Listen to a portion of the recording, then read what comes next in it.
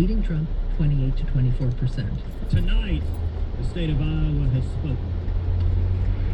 Iowa has sent notice that the Republican nominee and the next president of the United States will not be chosen by the media, will not be chosen by the Washington establishment. Iowa was a state tailor-made for Cruz, with a large number of very conservative and evangelical voters.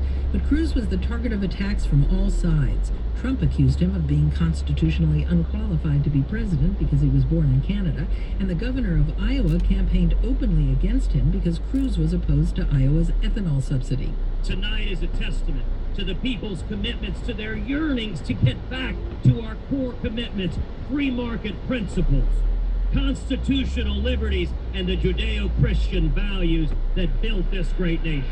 In the battle between the two self-styled insurgents, the establishment clearly tilted to Trump. But last night, Trump was a loser. In his concession speech, a clearly deflated Trump was gracious, even humble, as he tried to spin the results as best he could. I was told by everybody, do not go to Iowa. You could never finish even in the top 10. And I said, but I have friends in Iowa. I know a lot of people in Iowa. I think they'll really like me. Let's give it a shot. They said, don't do it. I said, I have to do it. And we finished second. And I want to tell you something. I'm just honored. I'm really honored. The turnout on the Republican side was, as Donald Trump would say, huge. More than 186,000, half again larger than the record turnout of 2012. But that didn't help Trump. If one of the questions going into Iowa was whether Trump's support would turn into votes, the answer was not really. Trump still has a path to the nomination because he has big leads in New Hampshire, South Carolina, and almost everywhere else. Marco Rubio did exactly what he wanted to do in Iowa last night. He came in a strong third, as the polls had suggested he would. Rubio gave a humble, bragging address to his supporters that sounded like a victory speech. For months they told us we had no chance. For months they told us because we offered too much optimism in a time of anger, we had no chance. They told me that we had no chance because my hair wasn't gray enough and my boots were too high. They told me I needed to wait my turn, but I needed to wait in line. On the Democratic side, turnout was also up, but not by as much as Bernie Sanders needed. Even before all the votes had been counted, Hillary Clinton came out to speak to her supporters. She had suffered a stinging third-place defeat in Iowa 8 years ago, but last night she was happy to be ahead of Sanders, even by the skin of her teeth. So as I stand here tonight, breathing a big sigh of relief, thank you, Iowa, I want you to know I will keep doing what I have done my entire life. I will keep standing up for you. I will keep fighting for you. Sanders' goal was to enlarge the Iowa electorate with young people, the way Barack Obama had done 8 years ago. He did beat Clinton nearly 9-1 with young voters, but according to exit polls, young people did not turn out in as large numbers as older voters, where Clinton had a big edge. Still, Sanders wasn't conceding anything. Tonight, while the results are still not known, it looks like we are in a virtual tie. Iowa voters have now fulfilled their quadrennial function in American politics. Last night they proved that the laws of political gravity have not been repealed. They proved enthusiasm is important, but organization still matters. There was no upset on the Democratic side, although Clinton got the scare of her life. On the Republican side, there is now an emerging establishment alternative, Marco Rubio. And there's a competitive fight in the anti-establishment lane between Donald Trump and Ted Cruz. The battle for the Republican nomination is now a three-man race. Mara Eliason, NPR News. The Zika epidemic may have gotten its start in Brazil. That country is still the epicenter of the outbreak. But it has also emerged in Venezuela in a big way. Some doctors' groups are warning the situation there could be almost as bad as Brazil. NPR's Narit Eisenman has the story. Zika may have been circulating in Venezuela since at least this summer, but it wasn't until late November that the government confirmed the disease was present. And for a long time after that, officials declined to say how many people were infected. Dr. Jose Oleta is a former Minister of Health of Venezuela, and he says this delay was unconscionable. Pasaron 7 semanas He says it took 7 weeks, do you hear me? 7 weeks for the current Minister of Health to give out the first statistics. Just as troubling, says Dr. Letta, are the numbers the government has now released. Last Friday, officials announced there are about 4,700 potential cases of Zika in the country. Generally, Zika cases are mild, but Oleta is part of an independent association of epidemiologists in Venezuela. And their estimate, based on national health data they've been able to get hold of, is that there are actually more than 400,000 potential Zika cases. That's nearly 100 times the government's figure. It's like there are two parallel realities, he says. It's totally absurd. It's just not possible to have this set up in a civilized society. Oleta notes his group's estimate only covers people who showed symptoms of infection. Add in the symptom-free cases, and he says we could be talking about 1 million infections to date. That's worrisome because Zika has been linked to serious complications. Pregnant women who get the disease may give birth to babies with abnormally small heads and brain damage. So far, no such cases have been reported in Venezuela, but officials said there are as many as 255 patients with another problem possibly linked to Zika, Guillain-Barré syndrome, a type of paralysis that can be life-threatening without expensive treatment. And all this comes as Venezuela is in the grips of a financial crisis that's created shortages of everything from painkillers to mosquito repellent. Oleta says it's the perfect storm for a lot of difficulty, a lot of suffering, and an increased chance of death. Narit Eisenman, NPR News. This is NPR News. You're listening to Morning Edition on WNYC. A behind-the-scenes series on the O.J. Simpson trial premieres on FX tonight. It's based on Jeffrey Toobin's book, The Run of His Life. NPR's Mandelito Barco reported on the 1995 trial, and she'll take a look at this made-for-TV retelling in about 10 minutes. It'll be sunny today, getting up to about 49 degrees. Then tonight turns mostly cloudy. Slight chance of showers late, with overnight lows in the lower 40s. And then tomorrow, rain showers with highs in the upper 50s. Right now it is 39 degrees at 7:42. WNYC is supported by Gagosian Gallery, presenting Gregory Crutzen's new exhibit, Cathedral of the Pines, a series of photographs that evoke 19th century painting and probe tensions between art, life, intimacy, and isolation. Gagosian.com. Mark's Bookkeeping, with over 14 years of service, providing bookkeeping services to businesses, startups, and nonprofits, supporting all bookkeeping software. More at 212-243-5757.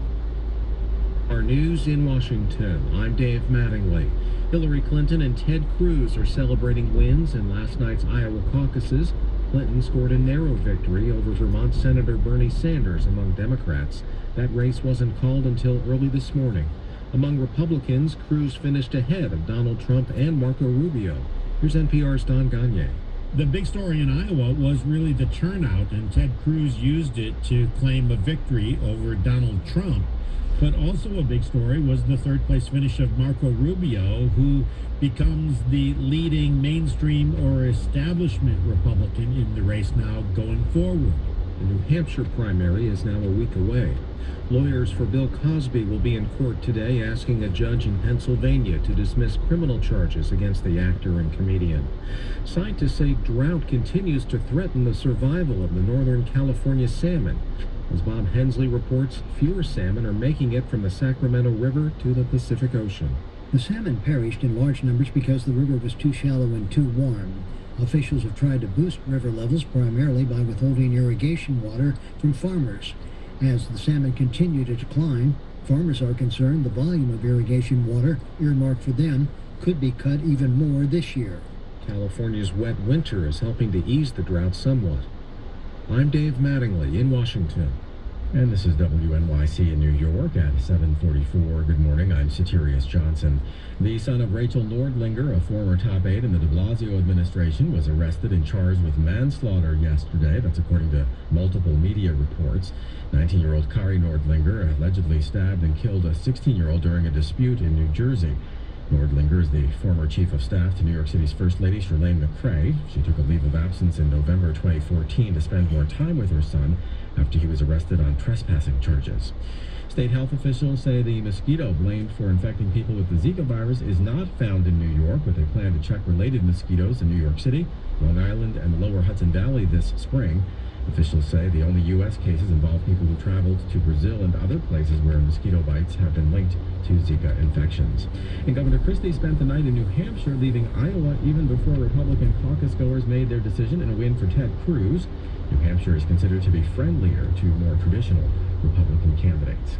Sunny skies today, getting up to the upper 40s. Then tonight turns mostly cloudy. There's a slight chance of showers late with overnight lows in the lower 40s. Right now we have clear skies, 39 degrees in Central Park. It is 29 in White Plains, 30 in Morristown at 7:45.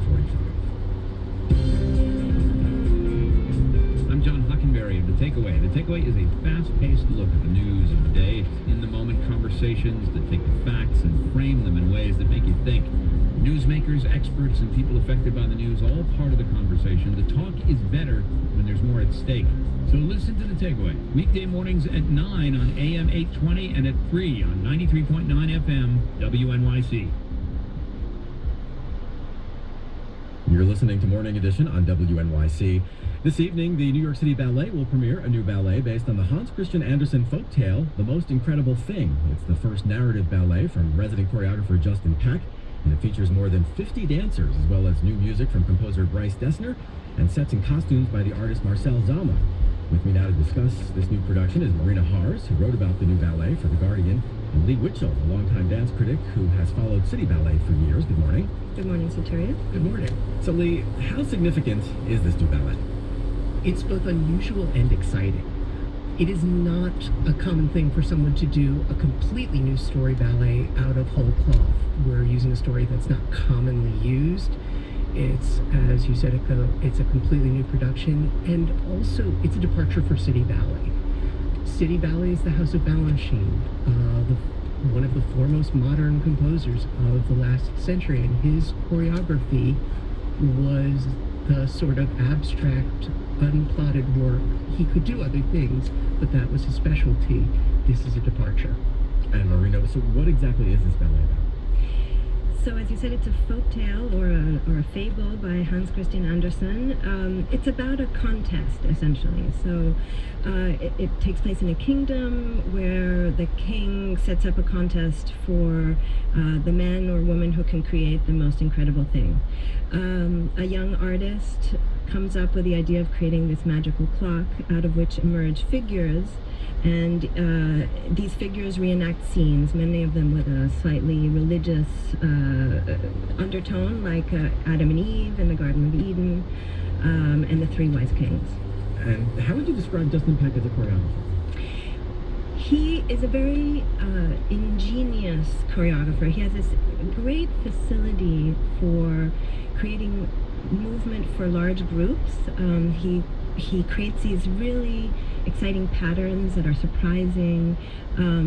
He's extraordinarily musical, and so the patterns are in a way like an illustration of the music that you're listening to. And he tends to use music by young composers. He has relationships with people in the new music scene. Lee, what's your take on Justin Peck? This is one of the areas where Marina and I agree and then gently disagree. I've found Peck's choreography to be absolutely, as she said, ingenious, sometimes too ingenious. He's had a period, which I think he's moving out of, actually. He's had a period where everything was ingenuity. He would make this amazing new step, and he wouldn't dig into it or explore it at all. He'd just go on to the next amazing new step. So we would get a procession of one after the other of the most incredible thing. And I feel in the last couple of ballets, and actually in any preview I've seen of this, we may be coming out of that. And that's also exciting to me. Well, he's also incredibly young, which may be part of why his attention has kind of gone towards brilliance. You know, he's constantly setting tests for himself. And he's, I think, 27 or 28. And every ballet is a new frontier in which he tries, well, this time I'm going to do this, I'm going to set this challenge for myself. So I think, it takes time also to mature. Do you think this might be a moment that people will look back on and say, that's when Peck moved to the next level? I think it's possible, and I've seen some very good, interesting work from him, but this what I found most interesting in the previews was he wasn't falling into any of the traps that you would think someone would do when they come from an abstract background going to story ballets. He was really thinking about what those steps meant within the story. I think at the same time, from what I've seen in rehearsal, he's being true to himself. He's not trying to suddenly become a sort of hyper-dramatic storyteller. It's still very youthful, very quick. You'll recognize his style if people who have already seen his work. There's a quickness, a sort of, he's not lingering. One of the things about story ballets of the past is that they were a whole evening long. There was a lot of mime. This is one act, 47 minutes, very briskly told, with, I would say, minimal mime or overt storytelling. So it's not a huge departure, it's just a new room he's walking into. Lee Witchell and Marina Hars are both longtime dance reporters. Thanks to you both. Thank you, Soterios. Thank you. And you can find a link to Marina's story about the new show at our website, wnyc.org. There you can also see a video about the new show, including some of the costumes and music. This is WNYC.